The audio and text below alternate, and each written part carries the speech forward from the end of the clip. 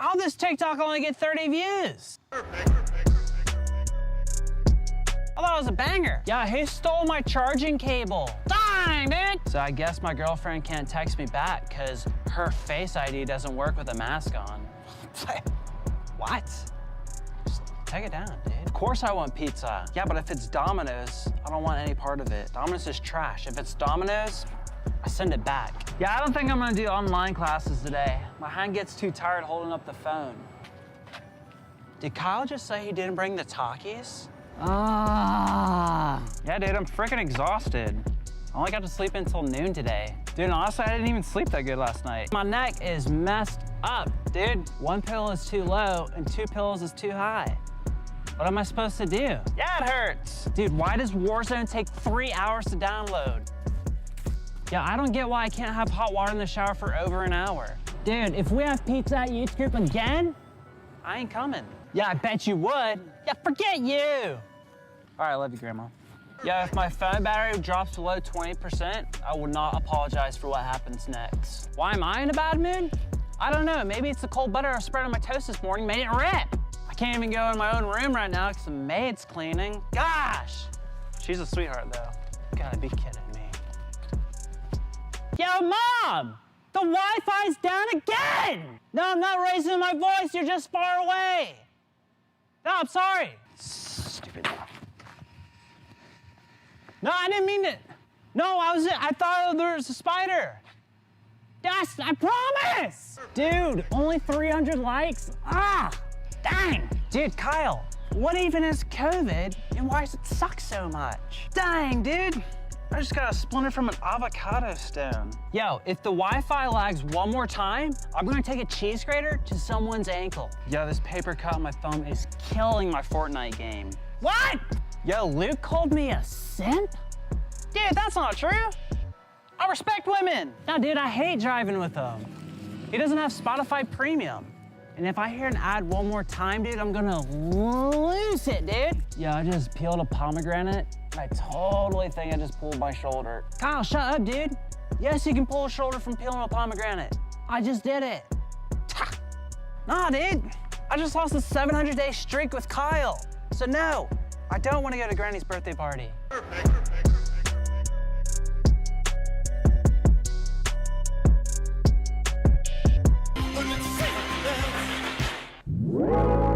Want a break from the ads? Dude. Hey, what is up, everybody? Welcome to Midweek Online. Praying and hoping that this is the last one.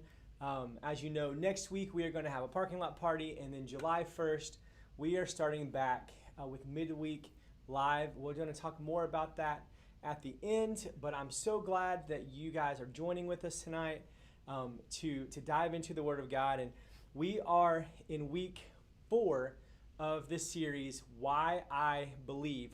We've been talking about reasons, logical reasons why we should believe the Bible, why we should believe in Jesus' resurrection, all these things. And so tonight we're going to dive in to really what science in the Bible and how they relate. And so maybe you've heard the questions or you've heard these things. I believe in science, not fairy tales. Or I believe in facts, not myths. Or science flies you to the moon, religion flies you into buildings. Maybe you've heard something like that before. See, skeptics frequently claim and paint Christians as uneducated, ignorant, and even dangerous because we supposedly reject the tenets of modern science. According to many skeptics, science has undermined the need for God. But this could really be further from the truth. To the contrary, science actually gives us great reasons to believe that there is a God who created the whole universe, including you and me, each one of us. Right? In fact, the more we discover about the natural world, the more we realize that something like Psalms 19, 1-2 is true. Listen to this. The heavens declare the Lord of God, and the sky above proclaims his handiwork. Day to day pours out speech, and night to night reveals knowledge. See, there's evidence of a designer from the smallest DNA to the vast universe filled with countless galaxies. And so we're going to look at and consider 3 scientific findings that confirm the existence for a creator. All right. The first one is this: is cosmology. So cosmology is the study of big things, the cosmos, the universe. Before we see how the cosmos points us to the existence of God, we need to talk about something called, this is kind of a big word, kind of a nerdy thing, logical syllogism, right? Say that 3 times fast. Logical syllogism. Basically, you've probably have heard this before. Maybe you've heard this kind of thing. But this is what logical syllogism is, right? Men are mortal, right? Men are mortal. Socrates is a man, so therefore one can assume that Socrates is mortal. Does that make sense? So it's very simple. If all men are mortal, then Socrates is a man, then he must be mortal. Like, it would just make sense. And so the conclusion necessarily follows from the premise, right? And so the same kind of syllogism is in an argument for the existence of God called the cosmological argument. And it goes like this: whatever begins to exist has a cause. The universe began to exist, therefore the universe has a cause. So let me throw that out there again. Whatever begins to exist has a cause. The universe began to exist, therefore the universe has a cause. Again, simple, right? But this is very simple, but it's very powerful. So let's look at both premises of this argument and see if the conclusion logically follows. So the first premise that we set up is whatever begins to exist has a cause. And so this statement should be obvious. Things don't come into existence uncaused for no reason, right? If they do, then why do we not see that happening all around us? Why doesn't, like, a car magically pop up in your driveway? Or why doesn't a Pop-Tart pop up in your hand? I've said pop a lot. I don't know why. Why doesn't money just appear in your wallet, right? How did your friend get terrible breath? Like, I don't think it was always like that, right? There was a cause. And effects always have causes. So that's how the universe works. It's how science is possible. It certainly makes sense to believe our first premise that whatever begins to exist has a cause, right? There has to be a beginning. There has to be a first cause. Here's premise number 2. The universe began to exist. So if there was a beginning, everything that exists has a cause. Therefore, the universe began to exist. And so, according to modern cosmology, the universe has not been here forever, but came into existence at some time in the past. We won't argue how old the universe is, just letting you know that it's not eternal.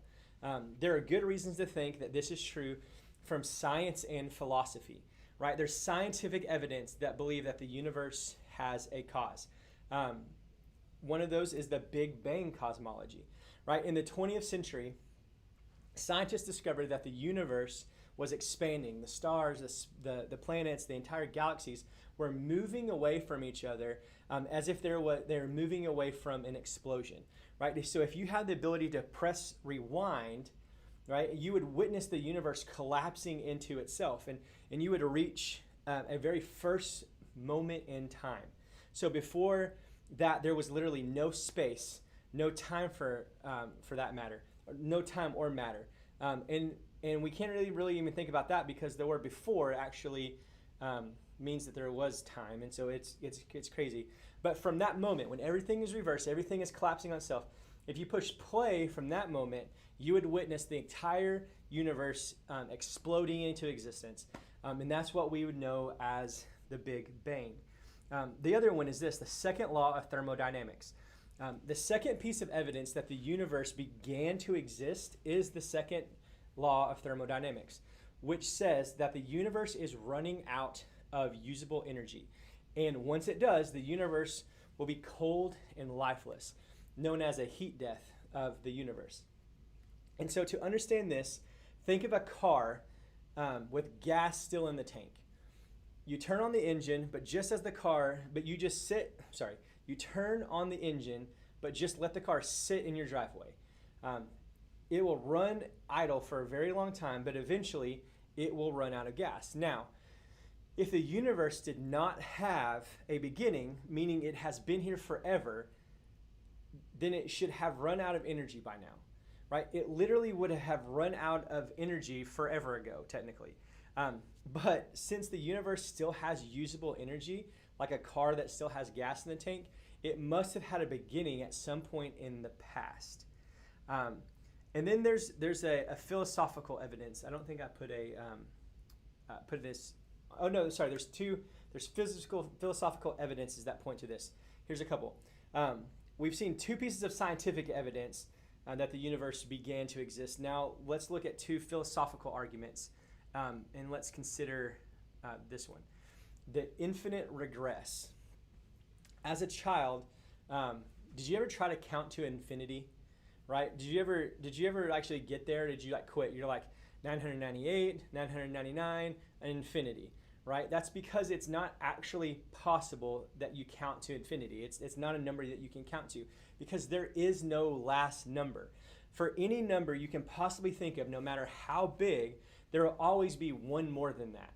That's why it's impossible to count to infinity.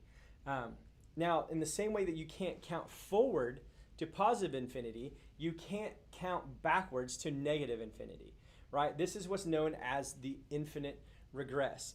You can keep going backwards forever and ever and never reach the first number, since that number could not exist, right?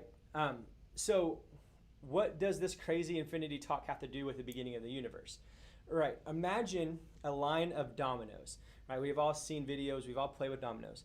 You push the first one over, and it knocks down the second, and then it knocks down the third, and it continues until they've all toppled down the last one.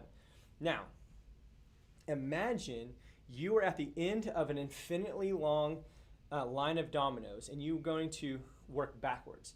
But before you can knock down the last one, you have to knock down the one before that, right? And so you could keep going back forever and ever and ever and never reach the first one, since that line is actually infinite. And if you can't get to the first domino, then you obviously can't get there to knock it down to begin the chain reaction to topple down the last domino. Now, let each domino represent a period of time, let's say one day. Before today, the last domino could arrive, yesterday must have occurred. And before yesterday could pass, the day before that had to happen. In the same way that you could never topple over that final domino of an infinitely long line, if there was an infinite number of days behind us, today would have arrived, right? Yet, here we are. Therefore, there must be a first moment of time, an original domino to be pushed over to set the rest in motion. Thus, the problem with infinite regress shows that the universe cannot be past infinite, right? The universe must have had to begin to exist. And so we have solid scientific and philosophical reasons to believe that the universe that the universe came into existence at some finite point in the past. And so this leads us to our conclusion. Therefore, the universe has a cause. So this logically follows the first two premises. Now let's see what the cause of the universe would be like. Well, it must be pretty powerful to bring the entire universe into existence. It would have to be pretty smart too.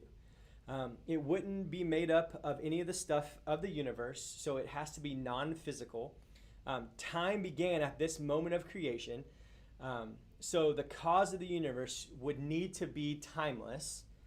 Also, this cause must be personal, to choose to bring the universe into existence, right? So here's the remarkable conclusion. The cause is extremely powerful. It's super smart. It's not material, it's immaterial, it's timeless, and it's personal. Sounds a lot like God, doesn't it? Everything that begins to exist needs a cause for existence, and the best explanation for the beginning of the universe is God. It is the best. Like, I honestly believe that it literally takes less, like, intellect. Not saying that believing in Christianity is something dumb, but like, I feel like some of these theories of creation and how it got, like, are far more out there than believing that a non-created creator, an uncreated creator, God created the universe. And so now let's look at a second scientific argument for God's existence, the fine-tuning argument. Imagine you're hiking through the mountains and you discovered an abandoned cabin. And as you enter, you notice something unusual. The refrigerator is filled with your favorite foods. The cabin's temperature is set to your liking. Your favorite song is playing on the radio, and all your favorite books are sitting on the table. What conclusion would you draw, right? Since random chance could never bring so many factors together, you would rightly conclude that that cabin was prepared in advance with you in mind. Similarly, the laws of nature appear to be prepared with humans in mind. In the 20th century, scientists discovered the existence of multiple physical laws that each must be right for life to exist in the universe. These laws can be written as mathematical equations, and there are certain values in this equation that are fixed. That means that they don't move, they don't change, which are known as constants. And so these values of these constants are so delicate, right? If they were off by the tiniest amount, life would not be possible on the universe. Like, think about it. If we were just a little bit closer to the sun, it would be too hot.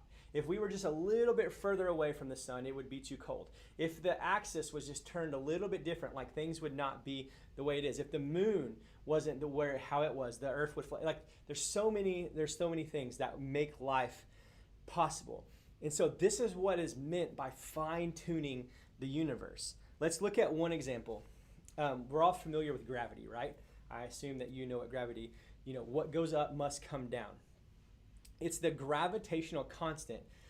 If it had been weaker, right, stars and planets would never have formed, so life would be actually impossible. If it were slightly stronger, the entire universe would have collapsed in itself after the Big Bang, right? The gravitational constant is just one of the many constants that must be perfectly aligned to allow life in the universe.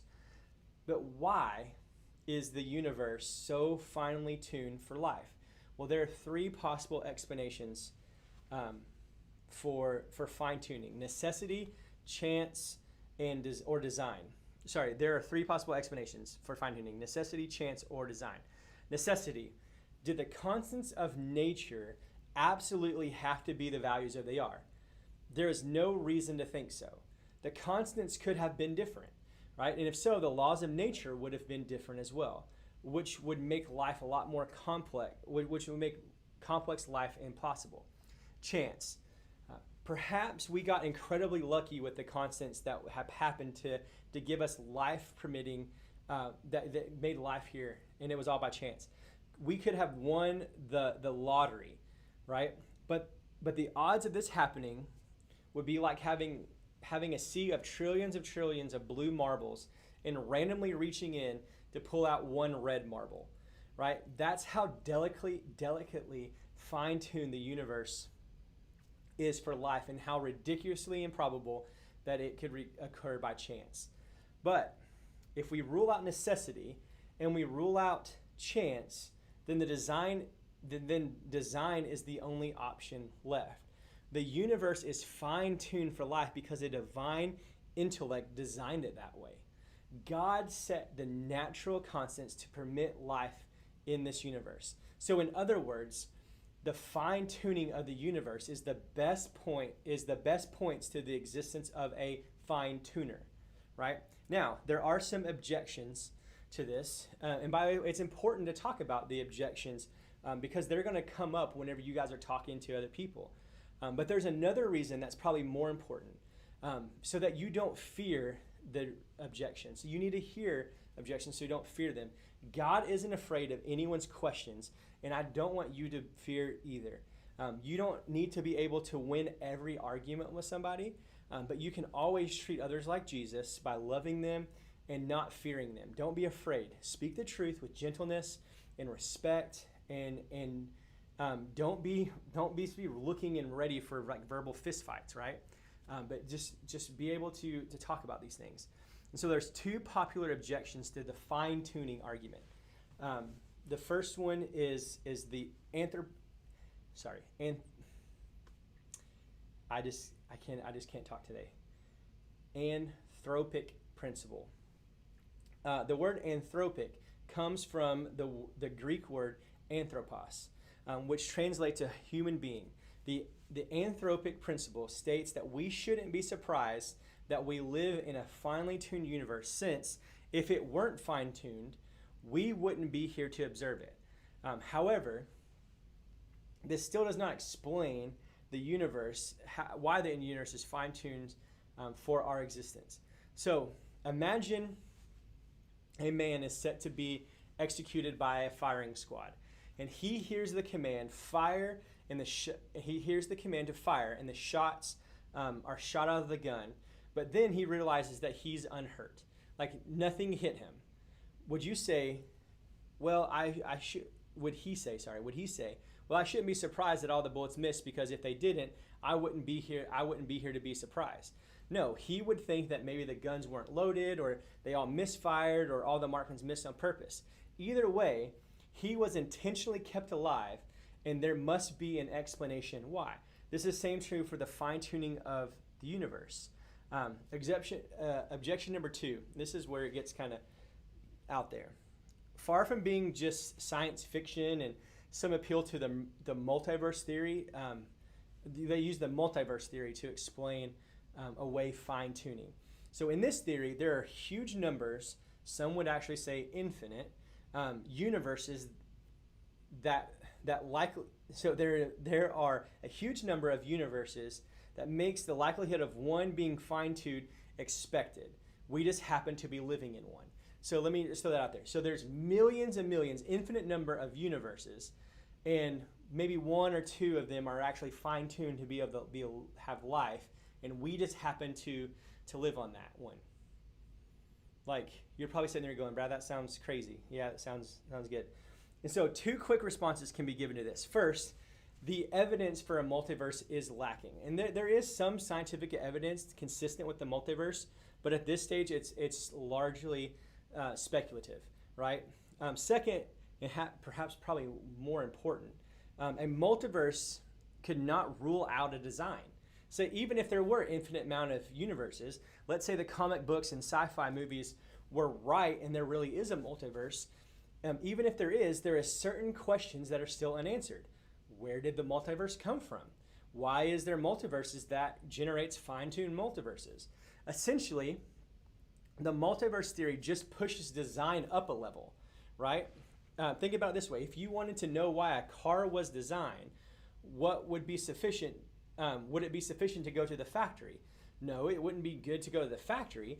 That helps with the explanation, but we still need the explanation of the designs of the factory, right? The same is true with the multiverse. It doesn't explain design away, but merely pushes it up one level. So if there is a multiverse, then who created that multiverse? So let's move on. The best explanation for fine-tuning of our universe is that there is God who designed the universe perfectly with us in mind. Again, the fine-tuning of the universe best points to the existence of a fine-tuner. So let's move on from considering the universe as a whole to the microscopic level of DNA. And we need to design in this, if we find design in this small realm, just as we did in the larger structures of the universe. So let's talk about DNA. I know this is a lot, so thank you guys for sticking with me. When Darwin first proposed the theory of evolution, scientists completely underestimated the complexity of life. Every cell of our bodies is like a tiny factory with biological machinery following routines and commands to keep us functioning. Much of this information for programming this biological machinery comes from our DNA. So simply put, DNA is the genetic code or biological operating system for us. And the DNA is a single cell, in a single cell contains information to fill 8,000 books. That's a lot of information. So here's the bottom line. Whenever we see information, we know how that information arose, right? We always trace it back to a mind. For example, if you saw Brad loves Stephanie written in the sand, you wouldn't think that the tides came and washed so perfectly and in the sand and made that happen. No, you would think that it came from a person. You know it was written by me. Social media posts come from a social media user. Books come from author. Texts come from texters. Articles come from journalists. Even the staunchest atheists admit that there is no natural explanation for the origin of the information in DNA, yet they know that the information comes from a mind. Isn't the existence of a designer the most reasonable explanation for the exquisite design that we see in DNA? Simply put, the information in DNA points to the existence of the author of life. So we come to our conclusion.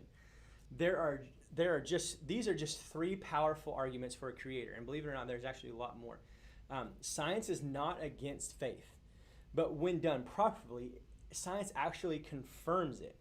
In this matter, we view for ourselves as part of God's creation. In Psalms 8:3-4, King David reflects on the wonder of God's concern for mankind in the light of creation. He says, "When I look to the heavens, the work of your fingers, the moon and the stars, which you have set in place, what is man that you are mindful of me, and the son of man that you care and the son of man that you care for him?" So given the vastness of complexity of the universe, David is in awe that God even cares about mankind, and yet he does. David continues this: "I praise you because I am fearfully and wonderfully made. Your works are wonderful, and I know that full well." So what does this mean for you then, right? You are not a grand cosmic accident. You are not the result of blind evolutionary process. God designed the universe with us in mind and created you with great care. Your life has value and purpose. The world will try to inhabit claims that our value comes from money or fame or influence in appearance and now even race. But God has a different standard. Human value comes from the fact that we are made in the image of a perfectly good and all-knowing creator. If you ever feel worthless, just look around you. Look at the mountains and the trees and the stars in the sky, and remember what King David said: "The God who created it all deeply cares about you." Let's pray, and then we're going to get a couple announcements. Dear God, thank you so much for your love for us, Lord, that you did create us. And Lord, I pray that even though this was a tough and a lot of interesting things, and maybe some things that are over people's heads, or I don't know, hopefully I was able to explain it well. Lord, that we understand that you are an uncreated creator, that you are there before the existence of anything, and that you created us, and you created the heavens and the earth, and you created us in your image to love you. And Lord, I pray that we're able to point others to you. Lord, if there's anybody that has questions about this, or if there's any student that has friends that just don't get it or don't understand, or they're asking them, give them the ability, the boldness to share with them and to teach them and point them to you, Lord. Lord, again, as we end this tonight, please be with our country. Lord, heal our land and point people to you. We love you and trust you. In your name we pray. Amen. All right, guys. Just a couple things before we go. Next week, we are having a parking lot party. There's a little graphic there for you. So on the 24th at 6 o'clock, that's at the front parking lot. That means the area right outside like the main worship center. There's like an awning there. We'll have sit up there. We'll have some drinks. We'll have some ice cream. We'll have some yard games out. We'll have some like cornhole and can jam and a couple of things. So what I need you to do is bring a lawn chair. So just bring us something to sit on if you want. Bring a blanket. There's some grassy area, whatever you want to do. Bring a friend and come hang out. It's going to be awesome to be able to see you guys. Like, I can't wait. There's some of you that I haven't seen like in months. I've texted and we talked and maybe we've interacted on social media a little bit, but haven't been able to see you a whole lot. And so I can't wait to see you guys then. So next week, 6 o'clock, come do that. And then the other thing is July 1st, we are actually having Midweek live. So Midweek will be live at 6 o'clock in the youth room. And so come hang out there. And it's going to be awesome. We're going to have the worship. We're going to have some games. I have some amazing games. I've been sitting on all these amazing fun games. And so we got some fun games to play. And so we can't wait to see you. But here's the kind of fun part. I don't know if you've noticed, I kind of snuck some things in the Carl video at the beginning and in this parking lot thing. I don't know if you can see. Can you see anything kind of new in this picture or maybe in this picture? Anything like that? No? Nothing? All right. I felt that I wanted to kind of rebrand us a little bit. I've been here for a little bit over a year. We've been gone, and so I wanted something to rebrand us. Our church has a logo, and we kind of use like that F in a circle, and that's what we've been using. And I just kind of put a students under it, so like a first students thing. But I wanted something that really represents our student ministry, and so I made a logo, and it looks like this. It has First Baptist Students, and it has a kind of an arrow pointing up and then down. And so if you kind of see that, like that up and down, basically what that means is I take it from John 3:30, which is basically saying that he must increase and I must decrease. And that was really John the Baptist talking about, listen, Jesus is who he needs to be, the focus. I'm going to step away. But I think in each one of our lives, we need to be like, Jesus needs to increase, we need to step down. And so I decided that what we need is some new swag and some new shirts. And so on sale on July 1st, you will be able to grab new First Baptist Students shirts. There's a gray one that has the yellow, and then there's a blue one. These are from Sunday Cool, and so Carl himself is making these shirts for us. I don't know, that's probably not true. But these are going to be, they're super soft, they're super comfortable.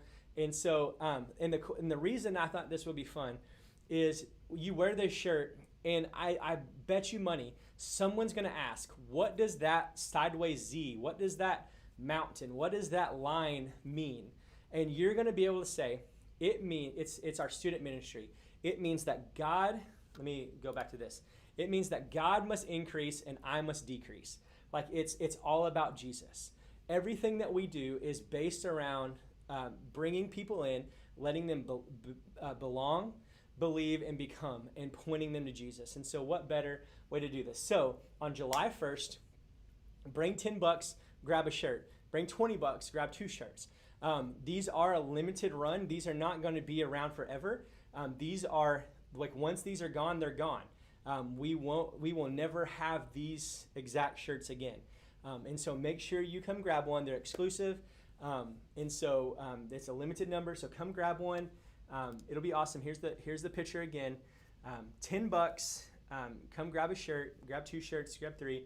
Remember, June 21st or June 24th, parking lot party, and then Midweek Live again in July 1st. And so can't wait to see you guys. Can't wait to hang out with you guys again. And all that stuff is going to be awesome. And so that's all I got. And so for the last time, hopefully, we will see you guys live.